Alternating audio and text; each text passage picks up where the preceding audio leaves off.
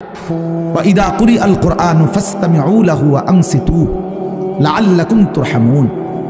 আল্লাহ তাআলা কোরআনে বলছে যখন কোরআন পড়া হয় তখন তোমরা ফাসতামিউ লাহু মনোযোগ দিয়ে শোনো এবং ওয়া আনসিতু চুপ থাকো, লাআল্লাকুম তুরহামুন অবশ্যই তোমাদের উপরে রহমত বর্ষিত হবে। তাইলে দোস্ত এটা জরুরি, একজনই শুনুক আমার কোনো অসুবিধা নাই, কিন্তু মনোযোগ দিয়ে শুনুক। গাফেল কোনোদিন লাভবান হয় না। এ খামখেয়ালি করতেছে, কেন হাসে কেন কাঁদে। এখন মনে করেন রাত 11টা বাজে, এখন এত রাত্রে বুট খাওয়ার কি যুক্তিকতা না কথার কথা? ইনসাফ করে বলেন ভাইয়া, মস্কারি করো না, ভাবতে শেখো। একটা বিবেক কি বলে রাত 11টা বাজে এটা কি যৌক্তিকতা হইতে পারে? আল্লাহর কথার প্রতি খামখেয়ালি এই অপদার্থই থেকে যায়। এই জীবনেও কোনোদিন জিন্দেগি সুন্দর হয় না, গাফেলের জীবন কখনোই সুন্দর হয় না। এই খামখেয়ালি আর কি, অবহেলা। কোরআন শরীফে আছে আল্লাহ তাআলা স্পষ্ট বলছেন যত লোক জাহান্নামী হবে সমস্ত জাহান্নামী ব্যক্তির একত্রিত পরিচয় আল্লাহ বলছেন উলাইকা হুমুল গাফিলুন, এরা মূলত গাফেল। এজন্য ভাইয়া বুট বাদামও খাইও না। আমার কথা হলো অল্প সময় দিল দিয়ে আন্তরিকতা নিয়ে নিজের ভালো নিজের কল্যাণের জন্য আল্লাহর কথা শুনলে বরকত হবে, আল্লাহর কথা শুনলে বরকত হবে। লাআল্লাকুম তুরহামুন, আল্লাহ বলছে মনোযোগ দিলে চুপ থাকলে আমি আল্লাহ তোমাদের উপরে রহমত বর্ষণ করব, রহমত বর্ষণ করব। কোরআন শরীফে আছে স্পষ্ট ওমান আযলামু মিম্মান দুক্কিরা বিআয়াতি রাব্বিহি সুম্মা আ'রাযা আনহা। তার চাইতে বড় জালেম পাপী আর কেউ হইতে পারে না, যার সামনে আল্লাহর কোরআন তিলাওয়াত করা হয় অথচ সে তার থেকে বিমুখ, অমনোযোগী। খোদার কসম আল্লাহ বলছে সে সবচেয়ে বড় জালেম। ইন্না মিনাল মুজরিমিনা মুনতাকিমুন, আল্লাহ বলেন এমন পাপী এমন নাফরমান থেকে আমি নিজে প্রতিশোধ নেব, প্রতিশোধ নেব। তার মানে জীবনভর আল্লাহ তাআলা এটা ওয়াদা দিয়ে রাখছে, আমার কথার প্রতি অবজ্ঞা করলা তোমার প্রতিশোধ আমি নেব, তোমার বরবাদি তুমি দেখবা নিশ্চয়। এই জন্য আমরা আন্তরিক হওয়া চাই আল্লাহর কথার প্রতি। কোরআনুল কারীমের মধ্যে আছে তাকশাইরু মিনহু জুলুদুল্লাযীনা ইয়াখশাউনা রাব্বাহুম। আল্লাহ পাক নিজে বলছে কোরআনুল কারীমের বৈশিষ্ট্য, কোরআন যখন মুমিন শুনবে তো যাদের কলিজার ভিতরে আল্লাহর ভয় আছে তাদের শরীরের চামড়া পশম সহ দাঁড়িয়ে যাবে, শিহরে উঠবে শরীর, সারা দেহের চামড়া নড়ে উঠবে। আল্লাহর কোরআনের বৈশিষ্ট্য এটা। হাদিসের মধ্যে আছে আল্লাহ নবী সাল্লাল্লাহু আলাইহি সাল্লাম হযরত আব্দুল্লাহ ইবনে মাসউদ বলছেন আমি নবীজির সামনে কোরআন পড়ে শুনাইলাম, নবীজিকে শুনাইছেন উনি। তিনি বলেন আমি 40 আয়াত একটানা নবীজির সামনে তেলাওয়াত করলাম মাথা নিচের দিকে নামাইয়া। 40 আয়াত পড়ার পর নবীজি আমাকে বললেন হাসবুকাল আন, এখন থামো। এই লাল শার্ট, এই যে খুঁটির মধ্যে হেলান দিয়ে আছো তুমি, তুমি সরো এখান থেকে, ফালতু কোথাকার বেটা, ফাইজলামি করো কেন এখানে? তোমারে তো বাধ্য করে নাই কেউ, ফাইজলামি না থামলে বাইরে যাও। মস্কারি করে অনেকে আছে এমন গাদ্দার যে হুজুর আমি কোনোদিন কারো কথা শুনি না, আপনি বললে হবে কি? কথা বোঝেন নাই? সাবধান ভাইয়া, আমার কোনো আপত্তি নাই, তুমি চলে যাও, কোনো সমস্যা নাই। গাফেলকে বলে কোনো দরকারই নাই আমার, কিন্তু আল্লাহর কথার প্রতি মনোযোগী হইতে হবে। প্রতি ঘন্টা আমারও, প্রতি ঘন্টা আপনারও, প্রত্যেক মিনিট আমারও, প্রত্যেক মিনিট আপনারও। যে হায়াত আপনার যায় সেই হায়াত আমারও যায়, প্রত্যেক সেকেন্ড আমারও যায় আপনারও যায়। এক বুজুর্গকে আমরা কিতাবে পড়ছি কিমাতুজ জামান ইনদাল উলামা, একটা প্রসিদ্ধ আরবি কিতাব আছে ওলামায়ে কেরামের নিকট সময়ের মূল্য। ওই বইতে আছে এক বুজুর্গকে এক ব্যক্তি আয়েশা বলছে হযরত আপনার সাথে আমি একটু কথা বলতে চাচ্ছি। হযরত বললেন কোনো দ্বীনি মাসআলা? বললেন না, এমনিই একটু কথা বলবো। উনি বলছেন তাহলে তুমি সূর্যকে যেটুকু সময় তুমি কথা বলবো ওইটুকুর জন্য থামায় রাখো। কসম আমরা কিতাবে পড়ছি। উনি বলছে তুমি সূর্যকে থামায় রাখো, যেটুকু সময় তুমি আমার সাথে কথা বলবা ওইটুকু সময়ের জন্য যদি তুমি সূর্যের গতি থামায় রাখতে পারো তাহলে কথা বলতে পারো, নাই তো আমার এইটুকু সময় তুমি নষ্ট করার কোনো অধিকার রাখো না। এই 20 মিনিট তো আমার সময়, তুমি আমার সেই 20 মিনিট নষ্ট করবা কেন? এই আধা ঘন্টা তো আমার টাইম, তুমি আমার হায়াতের আধা ঘন্টা নষ্ট করবা কেন? হ্যাঁ, প্রয়োজনীয় মাসআলা হলে বলতা, শুধু শুধু কথা, শুধু শুধু কি জামা এটা জাফানি টরে কত দিয়া লইছেন? 260 টাকা। তো মিয়া 220 টাকা দিয়া সিল্লাইয়া বেছে। হ্যাঁ, আমারে কইতেন কয় গজ লাগবে মিয়া? হ্যাঁ, আমার পরিচিত কত দোকান আছে। হ্যাঁ, এই মানে এই বলতেছে এটার উপরে ব্যাটার এটা সিলাইয়া আজকে 3 মাস হয়ে গেছে, ওই জামাটা পরে হে এখন 220 টাকা দিয়া কাপড় কিনে। এগুলা অপ্রয়োজনীয় কথা না, বেহুদা কথা, অনর্থক কথা। এই জন্য দোস্ত ভাইয়া, জিন্দিগি এত গাফিল হইতে নাই, সারাক্ষণই খামখেয়ালি, হাসি মজাক ঠাট্টা, এত মাতাল, এত পাগল, এত প্রতিবন্ধী। তুমি প্রতিবন্ধীর দিকে তাকায় দেখো, পাগলের দিকে মাতালের দিকে তাকায় দেখো, সে তো সারাক্ষণ অ্যাবনর্মাল। কিন্তু ইমানদার মুমিন সুস্থ মানুষ, তার জিন্দিগির হিসাব থাকে, পরিকল্পনা থাকে। আমি হাসবো কেন, কাঁদবো কেন, আমি হাঁটবো কেন, বসবো কেন, আমি ঘুমাবো কতক্ষণ, আমি জাগবো কতক্ষণ। আমার যদি জিন্দিগির কোনো হিসাব কিতাব না থাকে, এ তো অসুস্থ, এ তো পাগল মাতাল ভাইয়া। জিন্দিগি যার কোনো লক্ষ্য উদ্দেশ্য নাই, টার্গেট নাই, গন্তব্য নাই, কোত্থেকে আসলাম, কেন আসলাম, কে আমারে বানাইলেন, কেন বানাইলেন, আহা, এটা কি কোনো জিন্দিগি ভাইয়া? বলো ছেলেরা, রাতের বাজে 3টা তুমি ঘুমাও না, দিনের বাজে 10টা তুমি ওঠো না, এটা কি জিন্দিগি? রাত 3টা বাজে গেছে তুমি ঘুমাচ্ছ না কেন? সকাল 10টা বাজে গেছে তুমি উঠছো না কেন? তোমার ঘুমেরও কোনো সিস্টেম নাই, উঠারও কোনো সিস্টেম নাই। সারা রাত উলঙ্গ ছবি দেখে, নারী দেখে, জিনা ব্যভিচারের দৃশ্য দেখে নাফরমান ঘুমায় আছে। সকাল 10টা বাজে গেছে, উঠারও কোনো নাম নাই। আহা, আল্লাহ নবী সাল্লাল্লাহু আলাইহি ওয়াসাল্লাম বলছেন, খোদার কসম, নবীজি বলছেন যে ফজরের নামাজ পড়ে না সে খবিস। খবিস, এটা খবিস, খবিসান নফস, ওই ব্যক্তি খবিস, কাসলান, অলস।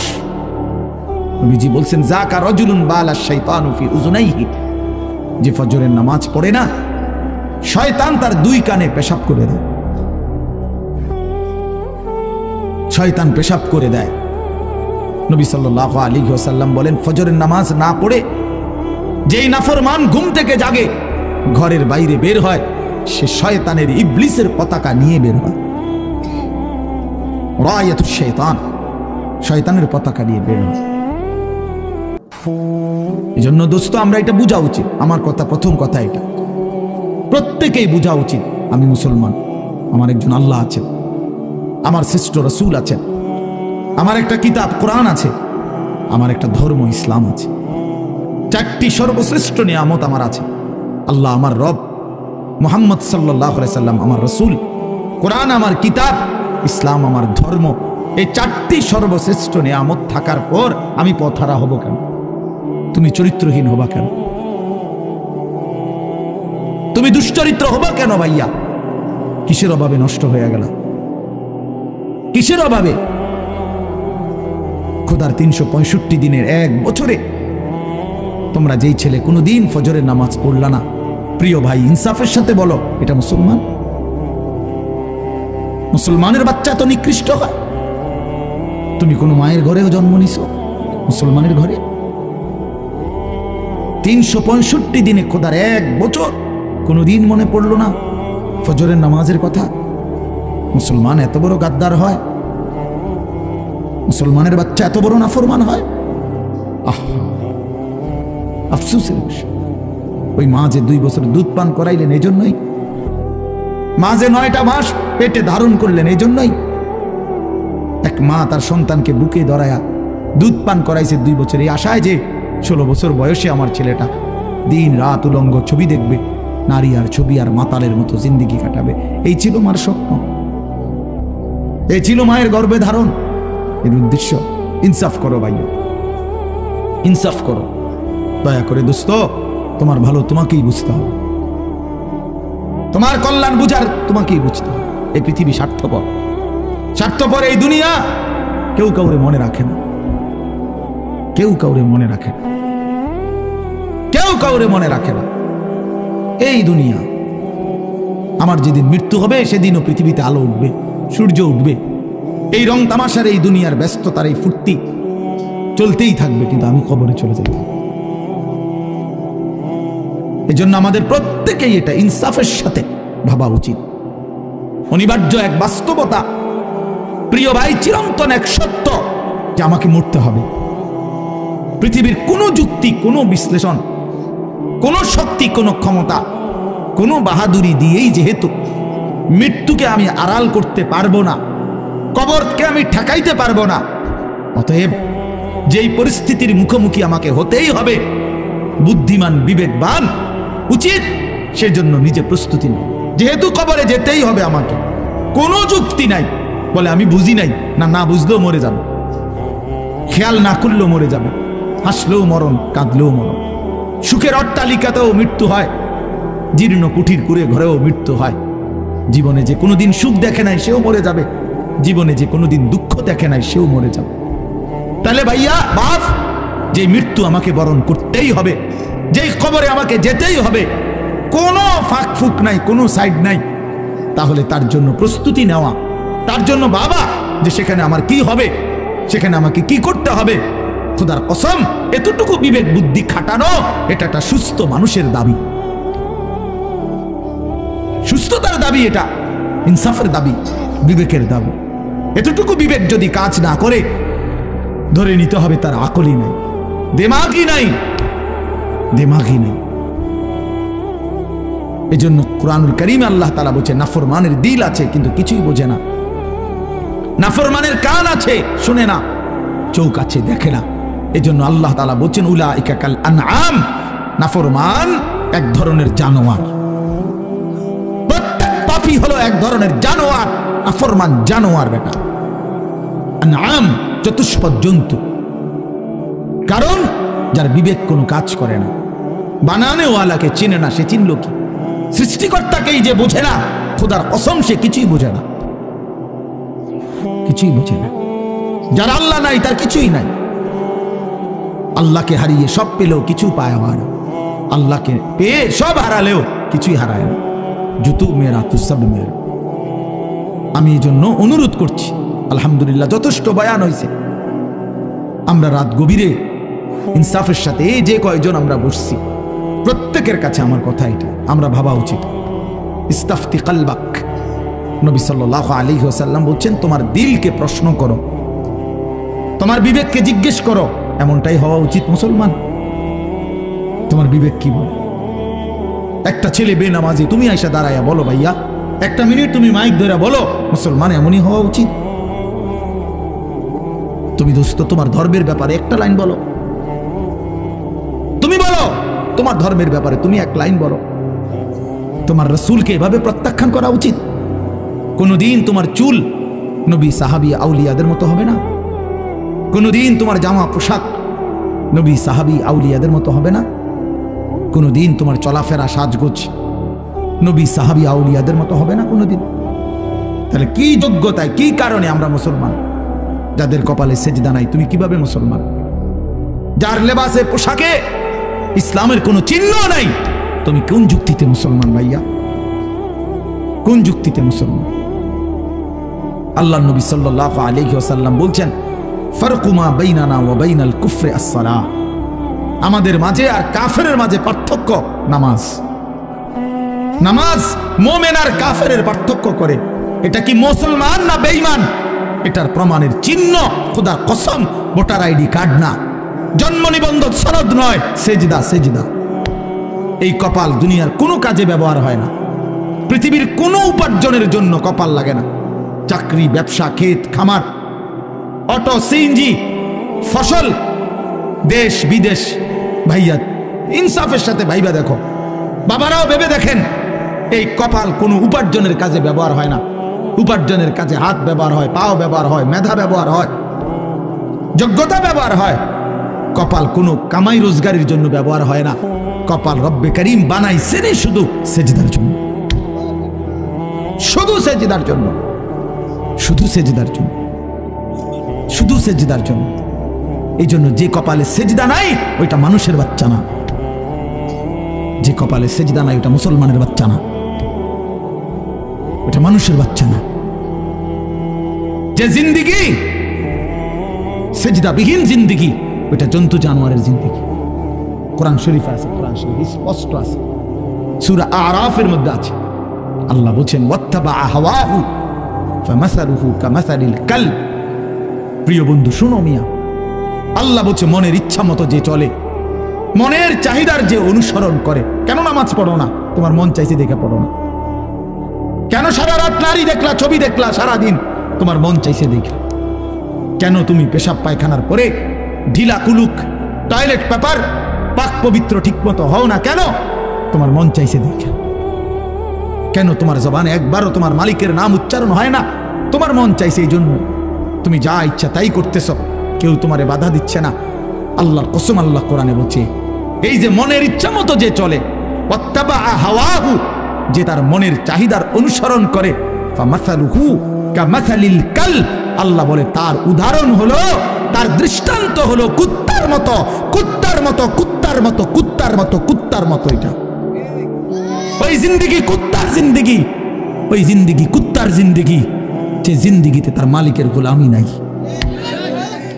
এই জন্য মনে রাখো, যাদের কপালে ছেলেরা সেজদা নাই, তোর জিন্দিগি কুত্তার জিন্দিগি, মনে রাখিস। আমার নাম মনে রাখিস, আমি বলছি, আমার নাম আনিসুর রহমান, আমার নাম মনে রেখো। ওই জীবন কুত্তার জীবন, যে জীবনে সেজদা নাই। ওই জিন্দিগি জানোয়ারের জীবন, যে জীবনে মালিকের গোলামি নাই, আল্লাহর নাফরমানি যে জীবন। কেন সেজদা দিবা না? তুমি মানুষ না? তুমি জানোয়ার? তুমি কুকুর? তুমি বিড়াল? তুমি শূকর? তুমি সেজদা দিবা না কেন? তুমি এক পবিত্র মায়ের ঘরে জন্ম নিছ, তুমি এক ইমানদারের সন্তান, তুমি কেন সেজদা দিবা না? বলুন বাপ, আপনারা যারা বাবা আছেন, আপনাদের কাছে আপনারা বুঝাপড়া করেন। মুসলমান যদি হয়ে থাকেন, বুঝাপড়া করেন নিজের ছেলের ব্যাপারে। আরে ছেলের বিদেশ পরে বেটা, ছেলের দুনিয়া পরে, ছেলের ঘর বাড়ি বিল্ডিং সোফা ফার্নিচার পরে। মিয়া আগে ছেলের সাথে বুঝাপড়া করেন। তুই যদি মুসলমানের বাচ্চা হয়ে থাকস, কেন ফজরের নামাজ পড়বি না? আমি যদি তোর বাপ হয়ে থাকি, তুই যদি আমার সন্তান হও, তাহলে ইমানদারের সন্তান কেমনে বেনামাজি হয়? ইমানদারের মেয়ে কেমনে বেপর্দা হয়? ইমানদারের স্ত্রী কেমনে বেপর্দা হয়? ইমানদারের সন্তান কেন 24 ঘন্টা আল্লাহর নাফরমানি করবে? আপনি তারে আল্লাহ চিনাইতে পারলেন না, জীবনে কি চিনাইলেন? আপনি তাকে বানানেওয়ালা চিনাইতে পারলেন না। আহা বন্ধু, করলেনটা কি? আহারে বাপ, কি করলেন আপনি? কার জন্য সোফা বানাইলেন? কার জন্য খাট বানাইলেন? আপনার বানানো খাটে আপনার অসভ্য সন্তান সারা রাত উলঙ্গ ছবি দেখে। আপনার বানানো সোফাতে বসে আপনার স্ত্রী ছেলে মেয়ে রঙিন সিনেমায় নর্তকীর নাচ দেখে, টেলিভিশনে বসে বসে। সফলতা এটা? এটা সফলতা? এটা কামিয়াবি আপনার? এটা কামিয়াবি? তো কি বুঝাইতে চাইলেন? এর দুর্বিবেক নাই বাবার? এতটুকু বিবেক হবে না? কোরআন শরীফে আছে, সূরা হুদের মধ্যে নূহ আলাইহিস সালাম ওনার বেঈমান সন্তানের জন্য যখন ডুবে যাচ্ছিল, দোয়া করছিল, ইন্না ইবনি মিন আহলি। এই শব্দটা বলছিল নূহ নবী, আল্লাহ ওই যে ছেলেটা ডুবে যাচ্ছে, এটা আমার পরিবার, আমার বংশধর, আমার সন্তান। এই কদ্দুর কথা শুধু কইছে, এক দূরে শুধু কইছে, আর কিচ্ছু বলে না যে আল্লাহ তারে মাফ করে দেন, তারে মুক্তি দিয়া দেন, তারে ডুবানির থেকে বাঁচাইয়া দেন, কিচ্ছু কয় না। এই কথা এখানে শুধু কইছে, আল্লাহ ওই যে ছেলেটা আমার পরিবার, আমার সন্তান। মানে মনের আবেগে আর কিছু কইতেছে না। কোরআন শরীফে আছে, আল্লাহ তাআলা কোরআনের আয়াত নাজিল করছে, আল্লাহ ওয়াহি নাজিল করছে, ইয়া নূহ, হে নূহ, ইন্নাহু লাইসা মিন আহলিক, সাবধান, ওটা তোমার সন্তান না। সরাসরি কোরআন শরীফ, এটা তোমার সন্তান নয়। ইন্নাহু আমালুন গায়রু সালিহ, এটা বেআমল, গায়রু সালিহ। আমলে সালেহকে কি বলে? নেক আমল বলে। তাহলে আমলে গাইরে সালেহ এটাতে কি বলে? বদ আমল। এটা আপনারা বুঝছেন না কথা? এটা সহজ কথা।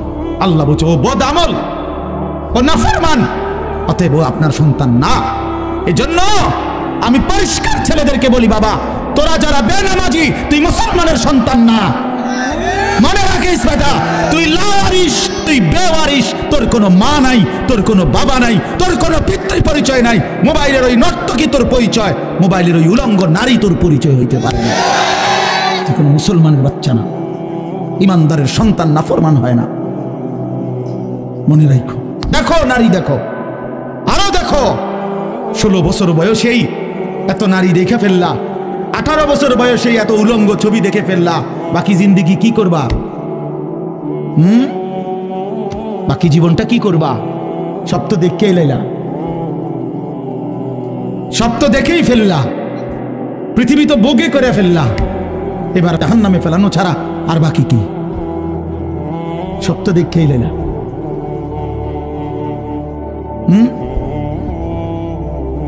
হালাল স্ত্রীর ভালোবাসা তো আর মিলবে না, পবিত্র স্ত্রী তো আর মিলবে না। আল্লাহ কোরআনে ওয়াদা দিছে, যেই পুরুষ খবিস, অসৎ চরিত্রের, আল্লাহর ওয়াদা তার স্ত্রীও মিলবে খবিস। কি আয়াত? আল খাবিসাতু লিল খাবিসিন ওয়াল খাবিসুনা লিল খাবিসাত। সরাসরি কোরআন শরীফের আয়াত। বন্ধু মনে রাখো, আমি ডেইলি বলি, রাস্তার বেডি আর মোবাইলের বেডি আর বাস্তবতার বিবি এক কথা না। রাস্তার নারী 2 নম্বর হইলে তোমার সমস্যা নাই, মোবাইলের নর্তকী 3 নম্বর হইলেও তোমার সমস্যা নাই। তোমার বউ যদি 2 নম্বর হয়, চরিত্রহীন হয়, তুমি বুঝবা দুনিয়া কারে বলে। তোমার হায়াতি তখন হয়ে যাবে জাহান্নামের টুকরা। এজন্য প্রিয় সন্তান মনে রাখো, এত অল্প বয়সে এত নষ্ট হইও না, এত কম বয়সে এত চরিত্রহীন হইও না, এত চালাক ভাইব না নিজেরে, এত চালাক ভাইব না, এত বুদ্ধিমান মনে করো না। তোমরা তোমরা অনেক চালাক মনে করতেছো নিজেরে। কেন? বাপে কিছু কয় না, মায়ে কিছু বলে না। আহা, আমি আজকেও বলছি সাদ ভাই, আমার জীবনের সবচেয়ে আশ্চর্য লাগে, আহারে একটা ছেলের 18 বছর বয়স, এক ওয়াক্ত নামাজ পড়ে না, সারাদিন মোবাইল, চুলের বাহার, সারাদিন বন্ধুদের আড্ডায় শেষ। একটা মা, আপন মা, বাপ, আত্মীয় স্বজন, পাড়া পড়শি, কেউ তারে কদ্দুর ডাকে না। কিরে বাবা, একটা ছেলে ভাইবো ভাইয়া, তোমারে শুধু বলি, তুমি একটাবার ইনসাফের সাথে ভেবে দেখো, তুমি প্রতিনিয়ত গুনাহ আর অশ্লীলতার মধ্যে ডুবে যাচ্ছ, কিন্তু কেউ তোমারে কদ্দুর ডাকেও না। কিরে বাবা তুই এরম করস কা? আরে তোর কি আল্লাহ নাই, আখিরাত নাই? তোর কি বাবা কবর নাই? কেউ তারে কদ্দুর মনে করায় না। এমন অভিশপ্ত হইলো কেন? ইনসাফ কি মানে? ওরে কেউ ডাকে না কা? আপন মাও আপন সন্তানকে ডাকে না, বাবাও ডাকতেছে না, কেউ তারে ফিরাচ্ছে না। তোমারে সবাই ছেড়ে দিছে কেন বাবা? এর মূল কারণ মনে রাখেন, ছেলেরা বাপ মনে রাখো, যার উপরে আল্লাহর লানত পড়ে, খোদার লানত, তারে গোটা সৃষ্টি ঘৃণা করে। তোমারে আর কেউ পছন্দ করে না, এজন্য কেউ তোমারে আর ডাকে না। যদি আমার ছোট ভাই হয়, আমি যদি তারে তার অন্যায়ের কারণে ডাইকা আনে থাপ্পড় দেই, মারি, শাসন করি, এটা তার জন্য কল্যাণ, কারণ আমি তারে ফিরাই আনলাম। আরেক হইলো আমি তার সাথে এতটা রাগ করলাম, যা তোর যেটা মনে কর তুই এটা কর, টিচারি এফেক্ট তোর কপালে, তুই যা, আমি তোরে কোনোদিন ডাকবো না, বলবো না, ছুঁইবো না, যা মন চায় তুই যা কর। তোর বাহ্যিক দৃষ্টিতে তো মনে হবে তারে মারি নাই, থাপ্পড় দেই নাই, কিন্তু তার তো অনন্তকালটা শেষ, তার ভবিষ্যৎটা শেষ, তার লাইফটা তো শেষ। তার চাইতে ভালো ছিল তারে মারা, কিল, কুনি, ঘুষি দিয়া হইল ফিরাইয়া আনা, এটা উত্তম ছিল না? এই জন্য তোমারে ফিরাবে না কেন? তোমরা যারা সারা দিন রাত এক ওয়াক্ত নামাজ পড়ো না, কোনোভাবেই আল্লাহ আখিরাত পরকালের কিছুই বুঝো না, এমন অভিশপ্ত, মাত্র 18 বছর বয়সে খোদার গজব পড়লো তোমার উপরে, আল্লাহর লানত পড়লো কেন? 18 বছর বয়সে এত বড় নাফরমান হয়ে গেল কেন? 20 বছর বয়স না হইতেই বাবা তুমি এত বড় আল্লাহর অভিশপ্ত বান্দা হইয়া গেল কেন, যে কেউ তোমার আর পছন্দ করে না, কেউ ডাকে না? আমি একটু আগেও বলছি বয়ানে, আমার মার বয়স 75 বছর, আমার আম্মার বয়স, আমার বয়স 44 বছর, আমি আজকে 21 বছর ওয়াজ মাহফিলের এই জিন্দিগি আমার, আলহামদুলিল্লাহ। আমার 4টা সন্তান আছে বাবা, আমার 4টা ছেলে মেয়ে আছে। আমার এই 44 বছর বয়সেও আমার আম্মা 75 বয়স্ক মহিলা, এখনো আমার মা আমার কথা হইলেই বলে হুত নামাজের শুনি, খোদার কসম মা আমারে এখনো জিগায় ফুত নামাজ পড়ছুনি, নামাজ পড়ছি। আমার সন্তানদেরকে দেখলো জিগায় নাতি নামাজ পড়ছুনি। আমার মা আমারে আজও বলে ফুত কতখানে ওয়াজে যাও, মানুষের লোকে চাইও টাকা পয়সা লইয়া, কি করো না, কষ্ট দিও না, ঝামেলা করো না। কতবার যে কইছে মা আমার এই কথাইটা, শতবার কইছে মা আমারে আমার এই জীবনে।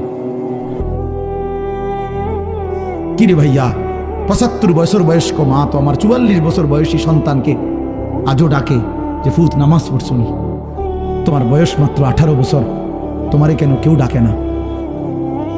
তোমার জীবনে এত বড় অভিশপ্ত হলো কেন? নুয়াল্লিহি মা তাওয়াল্লা ওয়া নুসলিহি জাহান্নাম ওয়া সাআত মাসীরা।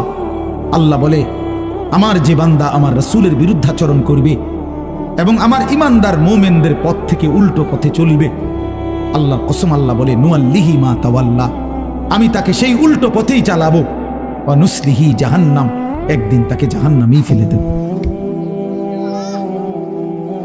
একদিন তাকে জাহান্নামেই ফেলে দেব। ওয়ালা তাকুনু কাল্লাযীনা নাসুল্লাহ ফাআনসাহুম আনফুসাহুম। রব্বুল আলামিন বলেন ঈমানদার আমি আল্লাহকে এতটা ভুলে যেও না, বেশি দিন ভুলে গেলে আমি একদিন তোমাকে নিজের পরিচয় ভুলিয়ে দেব, আত্মপরিচয় ভুলে যাবা বান্দা, আর কোনোদিন মনে পড়বে না তুমি মুসলমান, আর কোনোদিন মনে পড়বে না তোমার কবর আছে, হাসর আছে, আখিরাত আছে, আর কোনোদিন পরকাল ভুলে দেব। ব্যস্ততম এই দুনিয়ায় কারাকারি কামরা কামড়ি করতে করতে, দুনিয়া কারাকারি করতে করতে, দুনিয়ার নেশায় পড়ে থাকতে থাকতে একদিন কবরে পৌঁছায় দেব, আখিরাত ভুলায় দেব।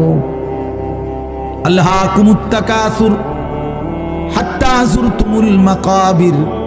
আল্লাহ বলে বান্দা দুনিয়া বাড়ানোর নেশায় আখিরাত ভুলে গেলা, কিন্তু মনে রেখো এরই মাঝে একদিন কবরস্থানে পৌঁছে যাবা,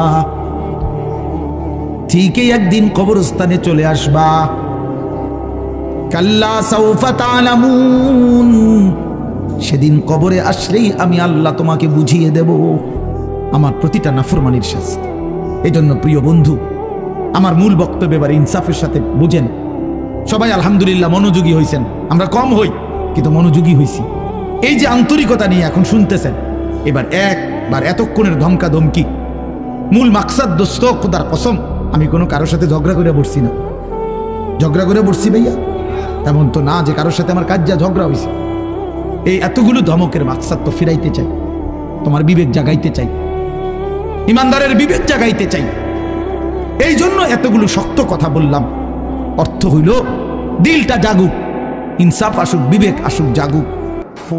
তো যদি আমরা বুঝি আমরা মুসলমান, আমরা মুমিন, তাইলে বাপ আমাদের জিন্দিগি আখিরাত, আমাদের জীবন দুনিয়া না। দুনিয়া আমাদেরকে অল্প সময়ের জন্য দেওয়া হয়েছে, মূলতই আমাদের যাবতীয় হাসি কান্না আনন্দ বেদনা, আমাদের জিন্দিগির যাবতীয় প্রস্তুতি খোদার কসম আখিরাতের জন্য, আখিরাতের জন্য। আমাদের সত্যিকার অর্থে আমরা একটা মিনিট আমার শায়েখ আরিফ বিল্লাহ হাকিমুন নফস আল্লামা মুফতি মুশতাকুন নবী কাসিমি হুজুর আমার মাদ্রাসায় কয়দিন আগে বয়ান করছিলেন। 8ই ফেব্রুয়ারি আমি আমার মাদ্রাসায় কিশোর যুবক ছেলেদের জন্য আলাদা ইসলাহি মজলিসের আয়োজন করছিলাম বয়ানের। 16 বছর থেকে 30 বছর বয়সী, শুধু এই বয়সী ছেলেদের জন্য প্রায় 600 ছেলে উপস্থিত হয়েছিল। তখন হজরত বলছিলেন ওইখানে বয়ানে যে ভাইয়া আমাদের জিন্দিগি দুইটা, আমাদেরকে আমাদের আল্লাহ দুনিয়া ছাড়তে বলে নাই, আখিরাত ভুলতে বলে নাই, দুনিয়া বাদ দিতে বলে নাই। আল্লাহ ওয়ালা তানসা নাসিবাকা মিনাদ দুনিয়া, আল্লাহ বলছে বান্দা দুনিয়া ভুলে যেও না। আমি বাজার ব্যবসা হাট ঘাট চাকরি ক্ষেত খামার স্ত্রী সন্তান ঘর পরিবার ঘুম আহার নিদ্রা আমি কোনোটাই বাদ দিতে বলি নাই বান্দা, ছাড়তে বলি নাই। আমি আল্লাহ তোমাদের জিন্দিগি বানাইছি দুইটা, একটা হলো দুনিয়া আর একটা হলো আখিরাত। দুনিয়া তুমি কর্ম করবা আর আখিরাতের জন্য আমল করবা। দুনিয়া কর্ম, আখিরাত তোমার ধর্ম। দুনিয়ার জন্য করবা কর্ম, আখিরাতের জন্য করবা ধর্ম। তো ধর্ম এবং কর্ম, কর্ম এবং ধর্ম মিলবে, তোমার গন্তব্য জান্নাতি হবে।